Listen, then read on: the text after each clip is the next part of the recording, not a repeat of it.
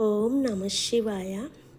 లలితామాతా శంభుప్రియా జగతికి మూలం నీవమ్మా, నీ భువనేశ్వర అవతారం జగమంతటికి ఆధారం.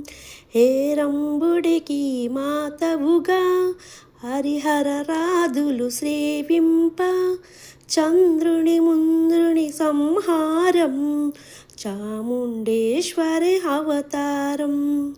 పద్మరేకుల కాంతులతో బాలా త్రిపుర సుందరిగా, హంసవాహన రూపిణిగా వేదమాతవై వచ్చితివి.